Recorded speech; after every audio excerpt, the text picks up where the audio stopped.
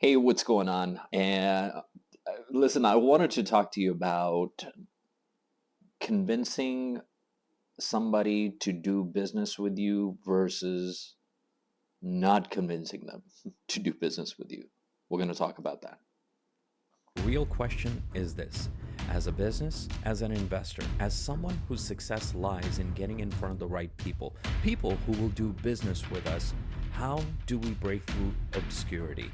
How do we break through the noise? How do we showcase our message, our opportunities, and our offers in front of the right people? That is the question, and this show has the answer. My name is Raza Aziz. Welcome to The Bold Entrepreneur.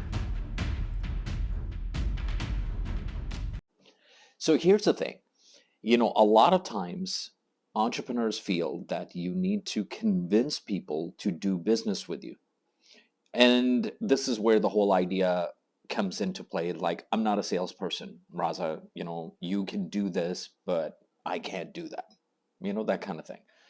And here's the reality of things. And you can speak to anybody that has been doing business for any amount of time, and you will notice what they tell you. What they're going to tell you is that they are not in the business of convincing anybody to do business with them.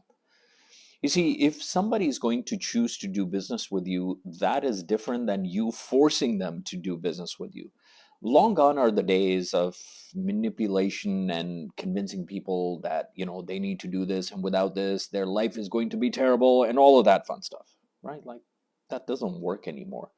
Quite frankly, when I'm on a conversation and I'm about to make a decision to purchase something, the more relaxed and the more conversational the process is, the conversation is, the better it is for me. I don't want anybody to be convincing me to do business with them, because guess what? This day and age, your prospects, people who could potentially do business with you, they have access to this thing called Google, and they can Google everything, and they can watch YouTube videos on it. So a lot of times they come to you with some sort of a preconceived idea, belief, or certain thing that they're thinking about, and then they're engaging in a conversation with you. And if you feel like you need to convince them, chances are you are not going to even engage in a conversation, right? Because that's what you feel like you need to convince them.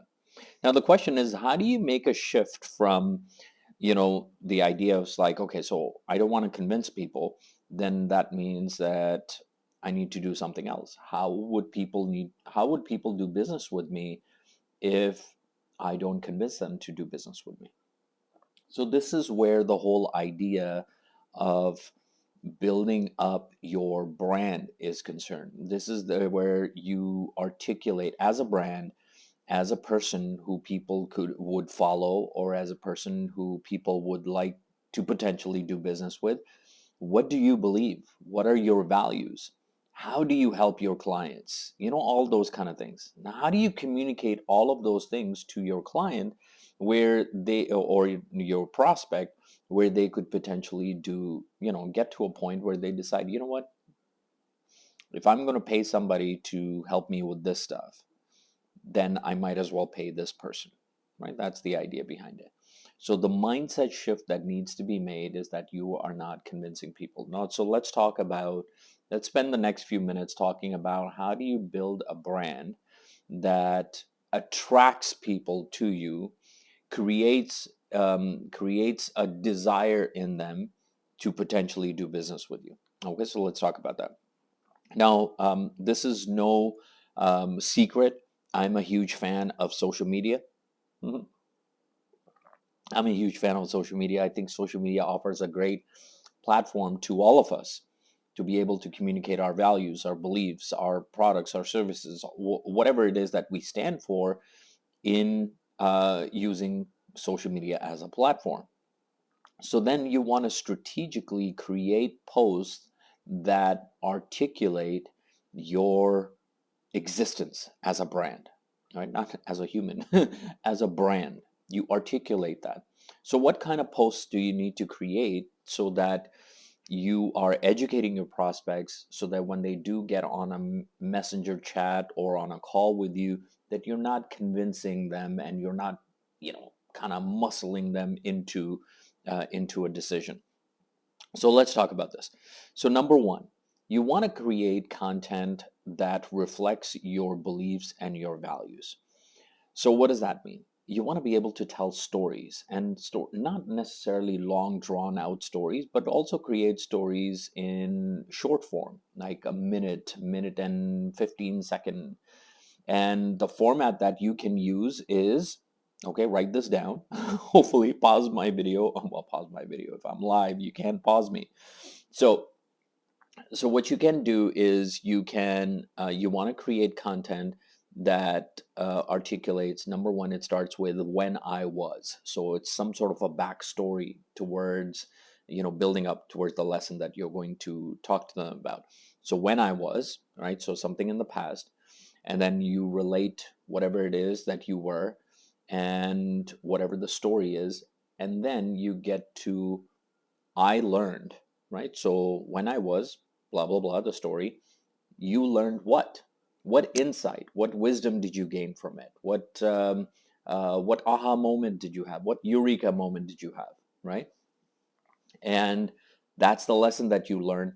And based on that backstory, based on what you learn, now you believe or you value this, right? So here's basically, I'm just giving you a template of what a storyline could look like. Now, what is this? What is the purpose behind this kind of a post? The purpose of this kind of post is really to help your audience get to know you. Remember, a lot of people, uh, understand that when people have to do business with you, they have to know you, they have to like you, and they have to trust you. So those are the three things that I'm talking to you about right now. This one aspect that I've talked about, these kind of posts are in the are in getting to know you, right? When you share your why, so remember, the why is not just about, it's like, hey, I want to help my family and I want to help my kids and I want to go travel to the beach and all of that stuff. That's not what we're talking about here, right? That all those whys have to do with you. This why I'm talking about certain beliefs and certain values that you've developed. So give your audience an insight as to where this belief was developed from. Because as you do that, you create a connection with your audience, right? And they become raving fans of yours and your work. And they're like, that's my story as well. And that creates common ground. Now, is that enough for them to do business with you? No. No. This is where we go into another category of content. Okay, so you also want to give them some of the know-how, right? So we talked about showcasing your beliefs and your values. That was one. The other kind of post is going to be showcasing your expertise. Okay, so why is that important? A lot of the when I look at and I have a privilege and a pleasure to work with a lot of new entrepreneurs from all around the world, and even some of the veteran entrepreneurs, some of the people that I work with who are in the offline business space and they're running service-based businesses, small businesses, when they're new to social media. So I think that's what you're new to social media. One of the things that I find is a lot of people start creating content that is in the inspirational realm. They post quotes, they post other people's quotes, they take pictures of them eating food. Hey, I'm at Starbucks, whatever, right? That kind of stuff. And that's great. And those are just some lifestyle posts that you can sprinkle around. There's nothing wrong with it. But when your entire page is just consistent of that, you're not building an attraction factor with your audience. You're simply just there. People are not really getting to know you. Yeah, they get to know your lifestyle. They might even like you, right, based on your lifestyle. But that doesn't really get them to know you, because the knowing, it really comes from you sharing your beliefs and your values. That's where it lies. The next is showcasing your expertise. When you showcase your expertise, you're really giving people a sense that you know what you're talking about. Now, showcasing your expertise does not mean you need to have a Harvard degree at something and everything like that. You just need to be a couple of steps ahead of your prospects.